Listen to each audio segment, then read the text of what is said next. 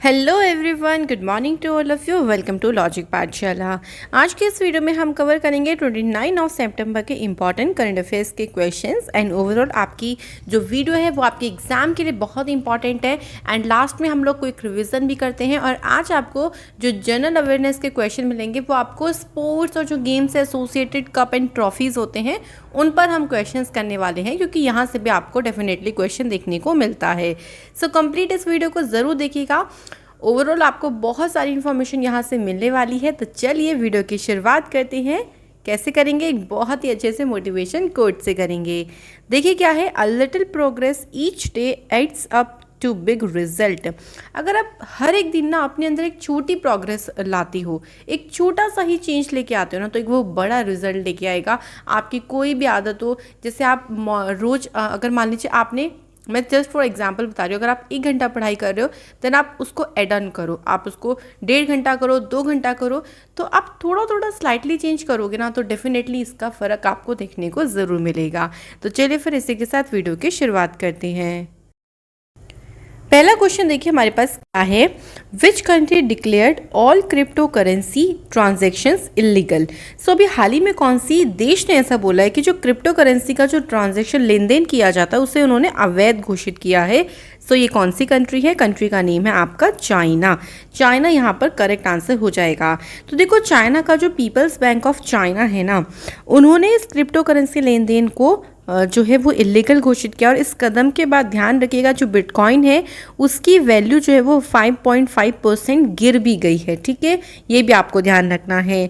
अब देखो, जो पीपल्स बैंक ऑफ चाइना है वो कहता है कि जितना भी उनका कैशलेस लेन देन किया जाता है वो अपनी ही कंट्री के जो युआन, जो उनकी करेंसी चलती है ना, युआन है ना, उसी को ही एक तरीके से इलेक्ट्रॉनिक उसका वर्जन डेवलप करेंगे, विकसित कर रहे हैं वो, जिसके द्वारा जितना भी ट्रांजैक्शन होता है उसको ट्रैक, उसको कंट्रोल किया जा सकता है। ठीक है, तो भाई उनका कहना है कि भाई हम तो अपनी ही करेंसी को ऐसा इस तरीके से इस्तेमाल करेंगे।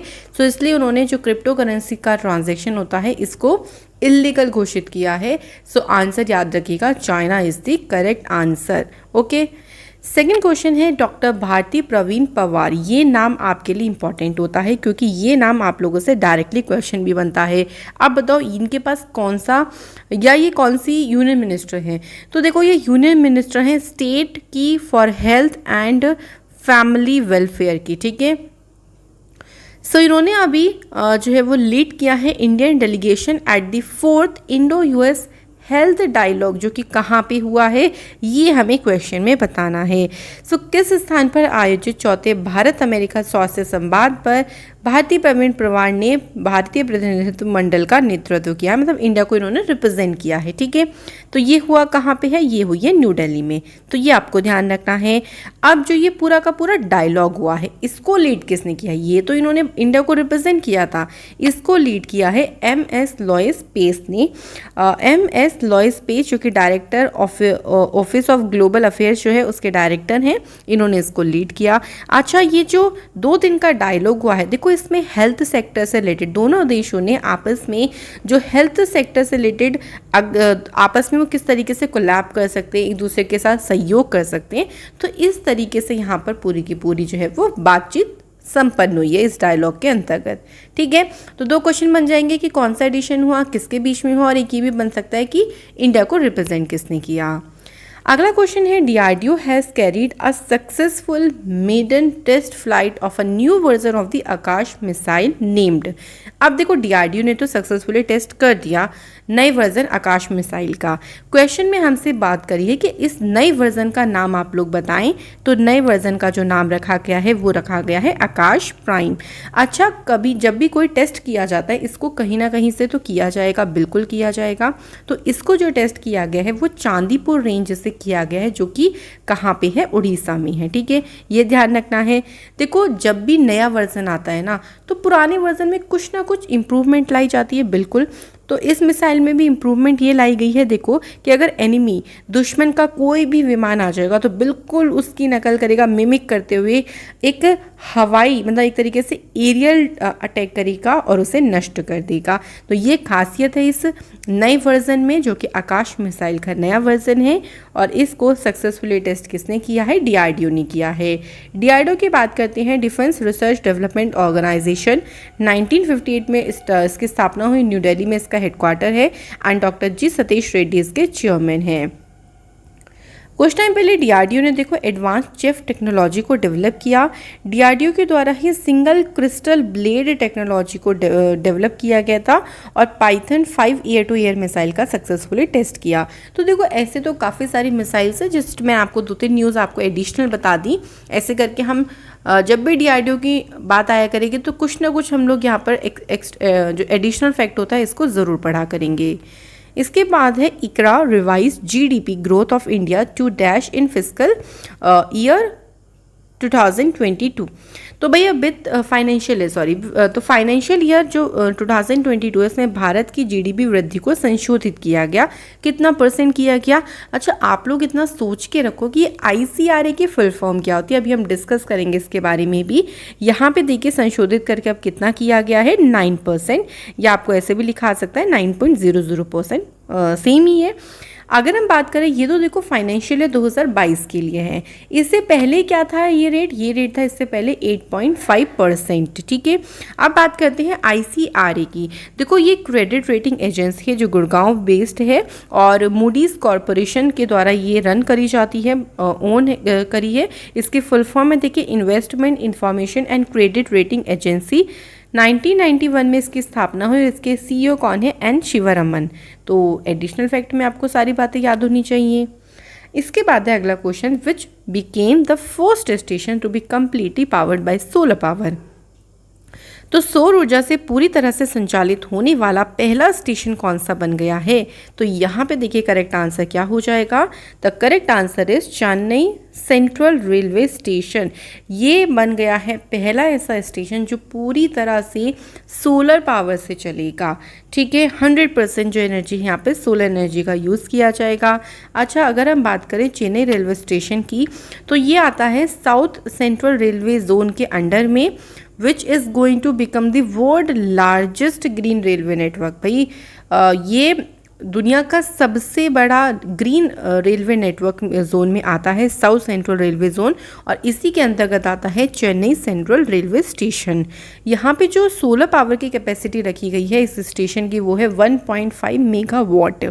अच्छा, इंडिया ने एक टारगेट भी रखा गया है। तो इंडिया ने टारगेट रखा है नेट ज़ीरो कार्बन एमिशन का बिफोर द ईयर 2030, कि भाई हम 2030 से पहले नेट ज़ीरो कार्बन एमिशन को हासिल कर लेंगे इस टारगेट को, कि जो हम कार्बन एमिशन कर रहे हैं वो बिल्कुल ही क्या हो, ज़ीरो हो जाए। ठीक है, अगला क्वेश्चन है, where was the largest palmetum of the north India inaugurated. देखो ये पाम ट्रीज़ का पूरा पार्क होगा और बताना है कि ये इसका इनॉग्रेशन कहाँ पे किया गया है।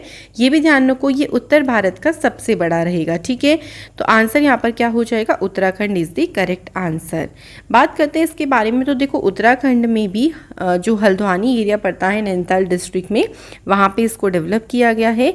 इसको इनॉग्रेट किसने किया है? तो प्रोफेसर ललित तिवारी ने, जो कि कुमाऊं यूनिवर्सिटी में बॉटनी के प्रोफेसर हैं, उन्होंने इसको इनॉग्रेट किया। इसका उद्देश्य क्या है? तो इसका उद्देश्य है, देखिए, कि जो पाम स्पीशीज़ होती हैं, है ना, जो पाम के पेड़ वगैरह हैं, उनकी जो अलग अलग टाइप के स्पीशीज़ होती हैं, उनका इकोलॉजिकल क्या इम्पोर्टेंस है और किस तरीके से हम उनको संरक्षित कर सकते हैं, बचा सकते हैं, उन पर रिसर्च कर सकते हैं, और उनके बारे में लोगों में अवेयरनेस फैलाने के लिए ही यहाँ पर इसको बनाया गया है। ठीक है, कहाँ पे? उत्तराखंड में।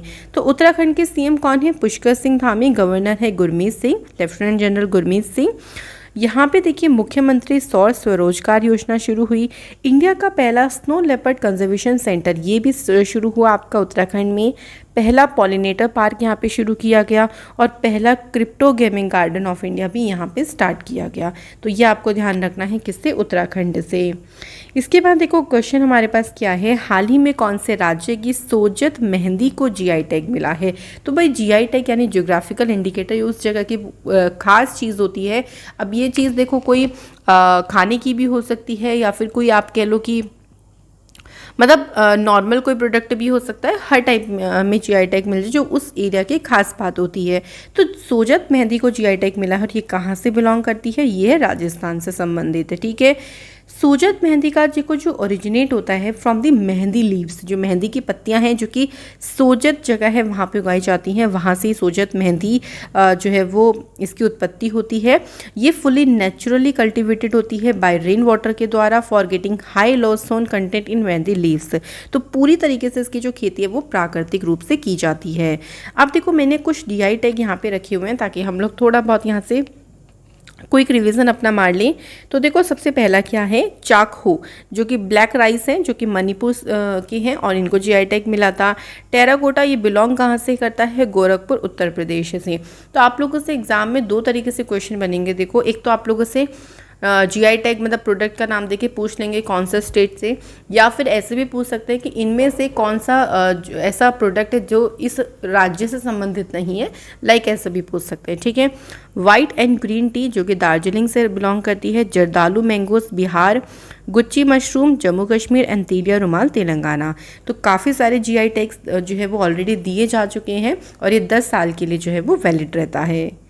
इसके बाद है कौन से स्टेट ने लॉन्च किया है, देखिए government at your door step initiative को, यानी आपके द्वार पर सरकार पहल, ये किस राज्य ने शुरू करी है? तो भाई गोवा राज्य ने इसको शुरू किया है। ठीक है, तो गोवा यहाँ पे करेक्ट आंसर हो जाएगा। अब इसका मेन ऑब्जेक्टिव क्या है? देखो ये जो कैंपेन शुरू किया है ना, ये क्या करेगा, जितनी भी सरकारी योजनाएं हैं, जितने भी इनिशिएटिव्स हैं, उनका लाभ उठाते हुए जितने भी मान लीजिए वहाँ के जो सिटीजन्स हैं, अगर उनकी कोई भी शिकायत होती है उस कैंपेन से रिलेटेड या उस योजना से रिलेटेड, तो उनका समाधान करने के लिए ही यहाँ पर इस योजना को गोवा सरकार के द्वारा शुरू किया गया। ठीक है, ये आपको ध्यान रखना है। इसके बाद नेक्स्ट क्वेश्चन देखिए क्या है, who has taken charge as the 34th director general of the national cadet corps? तो भाई एनसीसी के 34वें महानिदेशक के रूप में किसने कार्यभार संभाला है? तो lieutenant general Gurbir Pal Singh. Answer is option number A. तो गुरबीर पाल सिंह ने यहाँ पर इस पद को संभाला है। इन्होंने किसे सक्सीड किया है? देखिए तो इन्होंने लेफ्टिनेंट जनरल तरुण कुमार एक को सक्सीड किया है, मतलब इनके जो स्थान है उनके स्थान पर ये आए हैं और उनको कमीशन किया गया था इन द पैराशूट रेजिमेंट इन 1987 में। एनसीसी की बात करते हैं तो 1948 में इसकी स्थापना हुई और एनसीसी का जो हेडक्वार्टर है वो कहाँ पे है? न्यू दिल्ली में है। कुछ अदर अपॉइंटमेंट देख लेते हैं जो अभी हाल फिलहाल में हुए हैं, जैसे एसवी सरस्वती को अभी नेशनल फ्लोरेंस नाइटिंगेल अवार्ड 2020 दिया गया। बांग्लादेशी ये है जिनका नेम है फेरोज फैज़ा बीथर, इनको चेंज मेकर अवार्ड दिया गया है। आयान शंकता को 2021 में इंटरनेशनल यंग इको हीरो में नामित किया गया और भानुमति घीवाला को नेशनल फ्लोरेंस नाइटिंगेल अवार्ड 2021 दिया गया है। ठीक है, तो आप लोग जितनी बार इन सब चीज़ों को रिवाइज करोगे डेफिनेटली आपको ये चीज़ें याद ज़रूर रहेंगी। इसके बाद है वित्तीय कंपनी है, ये फाइनेंशियल सर्विस कंपनी है मास्टर कार्ड इंक। हाल ही में इसके ग्लोबल एम्बेसडर के पद पर किसे अपॉइंट किया गया है? So the answer is Magnus Carlsen. देखो जो मैग्नस कार्लसन है ना, ये हाई रेटेड चेस प्लेयर हैं और इनको अपॉइंट किया गया है एज अ ग्लोबल एम्बेसडर के पद पर। कुछ अदर हम एम्बेसडर देख लेते हैं जिससे हम रिवीजन मार सकें। सबसे पहले देखो कौन है? भुवनेश्वर कुमार, इनको प्लेयर्स स्पॉट का ब्रांड एम्बेसडर बनाया गया। हरमनप्रीत कौर को WTF स्पोर्ट्स का बनाया गया। पंकज त्रिपाठी बिहार खादी। शिफाली वर्मा को पेप्सी को। विश्वनाथन आनंद को बनाया गया है WWF इंडिया एनवायरनमेंट के ब्रांड एम्बेसडर। अजय देवगन बने हैं आरोग्य सेतु एप्लीकेशन के और AR रहमान बनी है बाफ्टा ब्रेक थ्रू के एम्बेसडर। कुलदीप हांजू बनी है फिट इंडिया मूवमेंट के ब्रांड एम्बेसडर। तो इस तरीके से ये एडिशनल इन्फॉर्मेशन में आप ध्यान रखिएगा। तो ये थी हमारी फुलफिल वाली न्यूज़। हम लोग फटाफट से शॉर्ट न्यूज़ को कवर करते हैं। सबसे पहले देखो बुक का नेम क्या है? The battle of Rezang La. ये बुक किसने लिखी है? कुलप्रीत यादव ने लिखी है। ठीक है, रेजांग ला द बैटल ऑफ, भाई पूरी की पूरी बैटल के बारे में यहाँ पर इसके बारे में बताया गया है। और कुल ऐसे याद करो कि जो रेजांग ला में बैटल हुई थी, कुल के बारे में कुल पूरा बताया गया, कुल बताएगा, पूरा मतलब टोटल होता है ना, तो इस तरीके से कुल से याद हो जाएगा कुलप्रीत यादव। एक और बुक है देखिए, अ साइलेंट रेवोल्यूशन, ये बुक किसने लिखी है? ये बुक लिखी है स्निग्धा पारुपुदी ने। तो स्निग्धा पारुपुदी के द्वारा बुक लिखी गई है साइलेंट रेवोल्यूशन। देखो इसको हम कैसे याद कर सकते हैं, पारू से हम लोग रिलेट करेंगे दारू, बहुत फनी ट्रिक बनेगी। देखो कि दारू वाला जो दारू पी लेता है ना, वो भाई साइलेंट फिर बिल्कुल भी नहीं रह सकता। देखो ना, बहुत ज़्यादा हंगामा कहते हैं जो दारू वगैरह पी लेते हैं, सो दारू से पारू हो जाएगा। तो एक हिंट आपको मिल जाएगी याद करने की। ठीक है, अब देखो कुछ अदर इंपॉर्टेंट बुक्स को फिर से रिवाइज करते हैं। A rude life the memoir लिखी है वीर सांघवी ने। Bullets over Bombay Satya and the Hindi film gangster लिखी उदय भाटिया ने। मिशन डोमिनेशन ये बुक लिखी बोरिया मजूमदार और कुशन सरकार ने। बैटलफील्ड लिखी विक्रम बेदकर ने। और द अर्थ स्पिनर बुक जो है वो लिखी है अनुराधा रॉय ने। इसके बाद है वर्ल्ड रेबीज डे, 28 सितंबर को ये दिन मनाया जाता है। तो देखो जितने भी आपके सितंबर मंथ के डेज हैं उनको हम एक अलग से वीडियोस में कवर करेंगे और उसमें मैं आपको ट्रिक्स से याद करवा दूंगी सारे मंथ के सारे डेज। ठीक है, थीम देखो इसकी क्या है, रेबीज फैक्ट्स नॉट फियर। तो 28 सितंबर को विश्व रेबीज दिवस मनाया जाता है। ये जो दिन होता है ना, ये डेथ एनिवर्सरी होती है, मतलब मार्क करती है डेथ एनिवर्सरी किसकी, फ्रेंच केमिस्ट और माइक्रोबायोलॉजिस्ट हैं जिनका नेम है लुइस पाश्चर। अब आपने लुइस पाश्चर के बारे में सुना ही होगा, इन्होंने पहला रेबीज जो फर्स्ट रेबीज की वैक्सीन थी उसको डेवलप किया था। तो इनकी डेथ एनिवर्सरी को भी ये दिन मार्क करता है। 2021 में ये 15वां एडिशन है वर्ल्ड रेबीज डे का। ठीक है, इसके बाद है सानिया मिर्जा एंड जांग शियू ने जीता है ओस्ट्रावा ओपन का WTA डबल्स टाइटल। तो क्वेश्चन आपको डायरेक्टली बनेगा कि WTA जो डबल्स टाइटल है ये टाइटल किसने जीता है। तो ये डबल का जो टाइटल जीता है वो इंडिया की है सानिया मिर्जा और चाइना की इनकी पार्टनर थी इसमें जांग शुई, इन्होंने जीता है। ये हुआ कहाँ पे था, तो ये ओस्ट्रावा चेक रिपब्लिक में मैच हुआ था। ठीक है, इसके बाद है देखो venom Jyoti Surekha of Vijayawada. ठीक है, ये बन गई हैं पहली इंडियन वुमेन आर्चर जिन्होंने 3 सिल्वर मेडल जीते हैं वर्ल्ड चैंपियनशिप में। ठीक है, ध्यान रहेगा इन्होंने कितने मेडल्स जीते हैं, 3 मेडल जीते हैं किसमें, वर्ल्ड चैंपियनशिप पे। तो इनका नाम आप लोगों से पूछ सकते हैं या फिर इन्होंने कितने मेडल जीते ये पूछ सकते हैं, कौन से जीते, सिल्वर जीते, ये भी आप लोग ध्यान रखिएगा। ठीक है, नेक्स्ट क्वेश्चन है भाई, Virat Kohli becomes the first Indian player to cross 10,000 run in T20. So question, who becomes the first Indian player to cross 10,000 run in T20? तो आपका आंसर हो जाएगा विराट कोहली। तो विराट कोहली ने अभी हाल ही में देखो RCB के कैप्टन है ये। तो जो इनकी RCB अगेंस्ट मुंबई इंडियंस का मैच हो रहा था, 39वां मैच था इस ईयर का और दुबई में हो रहा था मैच, उसी मैच के दौरान ही इन्होंने इस स्कोर मतलब ये जो माइलस्टोन है इसको अचीव किया 10,000 रन का। तो ये पहले इंडियन प्लेयर बन गए हैं T20 में जिन्होंने 10,000 रन कंप्लीट करे। तो ये थे हमारी आज की सारी न्यूज़। फटाफट से जनरल अवेयरनेस को कंप्लीट करते हैं। तो सबसे पहला क्वेश्चन देखिए हमारे पास क्या है। क्वेश्चन है सुब्रोतो कप ये किस गेम या किस स्पोर्ट से संबंधित है। तो यहाँ पे जो करेक्ट आंसर है, ऑप्शन में आप अपना आंसर भी लगा सकते हो, football is the correct answer. तो फुटबॉल से संबंधित है सुब्रोतो कप। ठीक है, इसके बाद है रंगास्वामी कप, ये किससे एसोसिएटेड है। तो रंगास्वामी कप एसोसिएटेड है किससे, हॉकी से। हॉकी में दिया जाता है रंगास्वामी कप। इसके बाद अगला क्वेश्चन है, how many players are there on each side in the game of basketball. Basketball में एक पक्ष में कितने खिलाड़ी खेलते हैं। तो क्वेश्चन आर ऐसे क्वेश्चन भी बनते हैं। So correct answer is 5। तो भाई जैसे ये है तो इधर भी 5 खिलाड़ी होते हैं, इधर भी 5 खिलाड़ी होते हैं किसमें, बास्केटबॉल टीम में। इसके बाद है रणजी ट्रॉफी का संबंध किससे है। तो ध्यान रखिए रणजी ट्रॉफी का जो संबंध है वो किससे है, क्रिकेट से है। ठीक है, इसके बाद देखो who was the captain of the Indian hockey team. देखो जब 1928 में एम्स्टर्डम में जो ओलंपिक्स हो रहे थे, पहली बार इंडिया ने ओलंपिक में गोल्ड मेडल जीता था हॉकी में। उस टाइम पे हॉकी टीम के कैप्टन कौन थे, ये क्वेश्चन आपसे पूछा है। तो आंसर हो जाएगा जयपाल सिंह। ऑप्शन नंबर यहाँ पर C is the correct answer. Jaipal Singh थे उस टाइम पे हॉकी टीम के कैप्टन। ठीक है, इसके बाद है बुल्स आई, ये कौन से गेम में जो शब्द है इसका इस्तेमाल किया जाता है, तो इसका इस्तेमाल किया जाता है शूटिंग में। तो जो टर्म्स होते हैं ना कि आपके कौन से गेम में क्या कौन सा टर्म यूज़ होते हैं, ऐसे क्वेश्चन भी आपके एग्ज़ाम में पूछे जाते हैं। इसके बाद है which of the following trophies is not awarded in cricket. तो इनमें से कौन सी ट्रॉफी ऐसी है जो क्रिकेट में नहीं दी जाती है? तो देखो ऑप्शंस में है Ashes, Ryder cup, Ranji trophy या देवधर ट्रॉफी। तो देखो रणजी ट्रॉफी, देवधर ट्रॉफी तो आपको पता है कि क्रिकेट से ही संबंधित है। अब ऑप्शन ए सही होगा, बी होगा, तो आंसर हो जाएगा ऑप्शन नंबर बी। जो राइडर कप है ये आपका किससे संबंधित नहीं है? क्रिकेट से संबंधित नहीं है। तो ये थे हमारे क्वेश्चंस। अब हम लोग इस पर अच्छे से रेगुलर कुछ क्वेश्चंस करेंगे। तो फटाफट से हम कोई रिविजन मार लेते हैं कल के क्वेश्चंस का।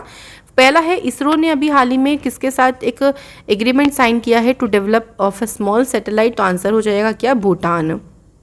इसके बाद है, कौन सी कंट्री में ये फ्यूगो वोल्केनो इरप्ट हुआ है? तो कंट्री का नाम क्या है? ग्वाटेमाला। ठीक है, ग्वाटेमाला। इसके बाद है, कौन सी कंट्री ने गुलाब साइक्लोन का नाम जो बे ऑफ बंगाल में आया है इसको नाम दिया है? तो पाकिस्तान के द्वारा इसको नाम दिया गया है और इंडिया की 2 स्टेट्स को भी काफ़ी प्रभावित कर रहा है। इसके बाद कौन से यूनियन मिनिस्टर है जिन्होंने पहली बार नेशनल कोऑपरेटिव कॉन्फ्रेंस को एड्रेस किया है? तो अमित शाह करेक्ट आंसर हो जाएगा। सुप्रीम कोर्ट ने अभी एक इलेक्ट्रॉनिक सिस्टम को अप्रूवल दिया। इस इलेक्ट्रॉनिक सिस्टम का नाम क्या है? तो इस इलेक्ट्रॉनिक सिस्टम का नाम है फास्टर। ठीक है। इसके बाद प्राइम मिनिस्टर मोदी जी ने जो न्यूयॉर्क सिटी में जनरल असेंबली को एड्रेस किया है, ये कौन सा इसका सेशन हुआ था? तो ये 76 नंबर का सेशन हुआ। इसके बाद है, प्रधानमंत्री सहज बिजली हर घर योजना ने अपने कितने साल कंप्लीट कर ली हैं? 4 साल हो जाएगा। कौन से राज्य का स्वीट कुकुम्बर है जिसे जीआई टैग दिया गया है? तो आंसर हो जाएगा नागालैंड। इसके बाद है, हाल ही में किसे ऑडिट ब्यूरो ऑफ सर्कुलेशन का चेयरमैन जो है वो इलेक्ट किया गया है? तो इनका नाम क्या है? Debabrata Mukherjee. Overall most outstanding company in India में कौन से बैंक को अवार्ड दिया गया है? तो आंसर हो जाएगा HDFC बैंक। तो इस तरीके से आप जो है वो क्वेश्चंस को ज़रूर याद करें। कल आप लोगों से क्वेश्चन पूछा था, देखिए कि फेसबुक इंडिया ने अभी अपना डायरेक्टर ऑफ पब्लिक पॉलिसी को किसे अपॉइंट किया है? तो करेक्ट आंसर है राजीव अग्रवाल। सेकंड क्वेश्चन आप लोगों से पूछा गया था कि international day of sine language ये कब मनाते हैं? तो 23 सितंबर को हर साल ये दिन मनाया जाता है। तो कमेंट देखते हैं, यूनिस शेख, अमित कुमार एंड प्रदीप दास। बहुत बढ़िया आप लोगों ने आंसर करी हैं। एंड बाकी स्टूडेंट प्लीज़ आप लोग भी आंसर ज़रूर किया करें। आज के क्वेश्चन देखिए क्या है, जंगल नामा ये बुक किसने रिलीज़ करी है? और the long game how the Chinese negotiate with India ये बुक किसने लिखी है? तो आशा करती हूँ कि आप लोग भर भर के कमेंट करेंगे एंड आपकी तैयारी बहुत अच्छे से चल रही होगी। डेली बेसिस पे करंट अफेयर्स को फॉलो ज़रूर करें एंड देन फिर वीकली आप लोग रिवीजन करें और मंथली। तो अब मंथ देखिए एंड होने वाला है, एंड होने क्या हो ही गया है। तो आपको मंथली जो करंट अफेयर्स है वो भी आपको वीडियो मिलना शुरू हो जाएंगी, तो उनका भी आप लोग आनंद लें और उनसे भी आप लोगों को बहुत ज़्यादा फ़ायदा मिलेगा। तो चलिए आप लोगों से मुलाकात होगी कल की वीडियो में। Thank you so much for watching this video.